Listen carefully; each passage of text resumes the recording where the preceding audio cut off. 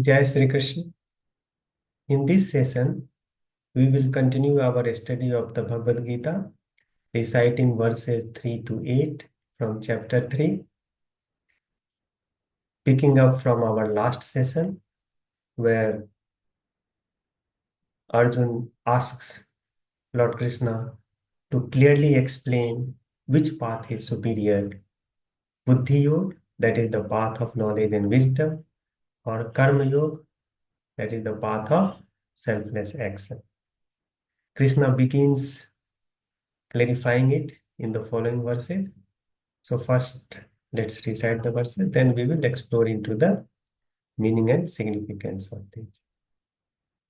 Om Sri Bhagwan Vach Lokesmin Dvividha Nishtha Pura Prokta Maya Nagha Jnana Yogena Sankhyanam Karma Yogena Yoginam न कर्मणाम अनारंभात् नश्य कर्म्यं पुरुषोऽश्नुते न च सन्न्यसनादेव सिद्धिं समधिगच्छति न हि कश्चित् क्षणमपि जातु तिष्ठत्य कर्मकृत् कार्यते ह्यवशः कर्म सर्वः प्रकृतिजैर्गुणैः कर्मेन्द्रियाणि संयम्य य आस्ते मनसा स्मरन् इन्द्रियार्थान् विमूढात्मा मिथ्याचारः स उच्यते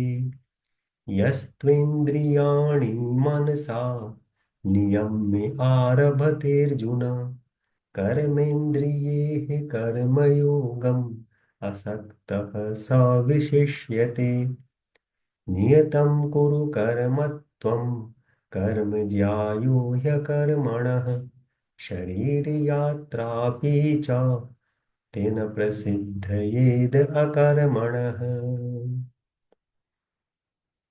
Lord Krishna addresses Arjun as O sinless, Anag.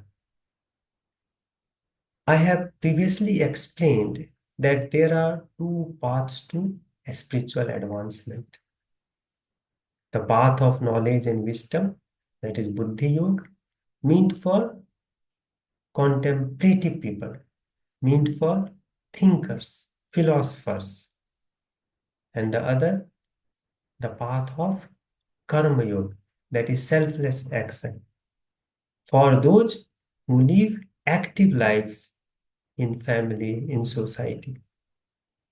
Krishna emphasizes that there is no inherent superiority in one path over other. Both lead to same goal of spiritual liberation. The choice of path depends on individual's temperament and disposition.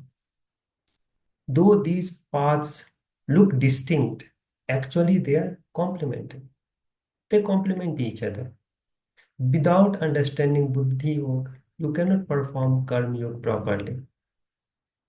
So while Krishna has elaborated on Buddhi Yoga in chapter 2, he is preparing Arjun for a deeper understanding that the path of selfless action, that is Karma Yoga, is particularly suited for him, given his role as a warrior.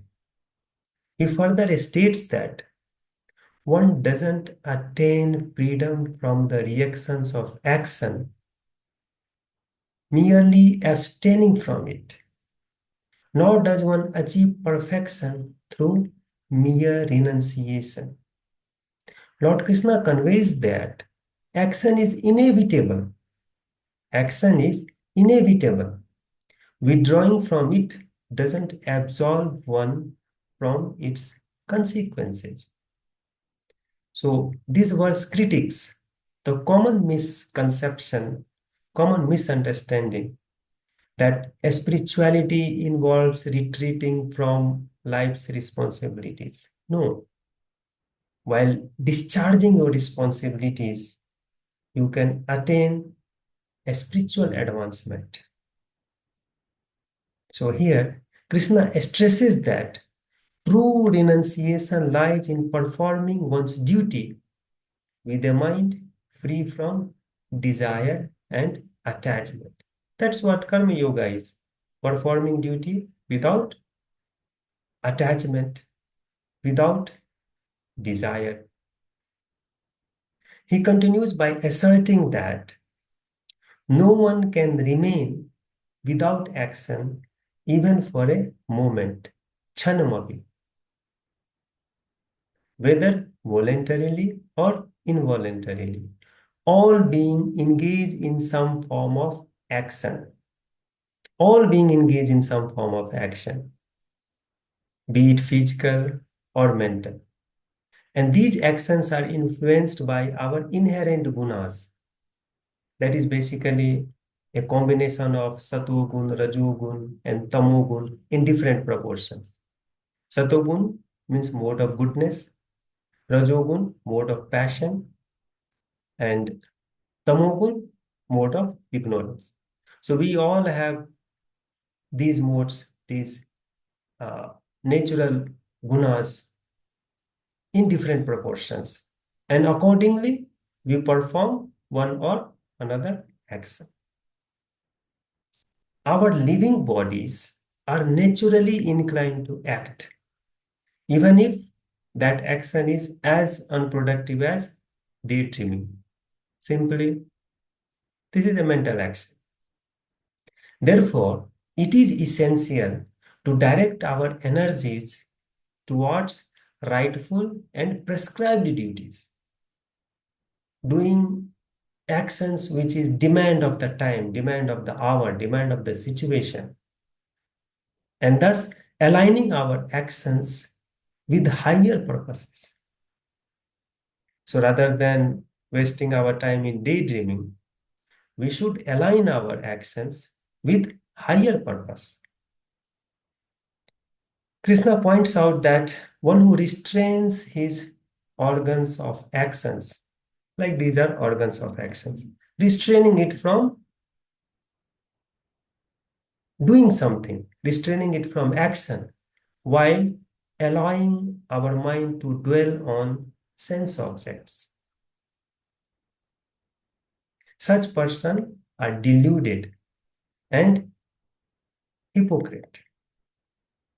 Such persons are deluded and are hypocrite.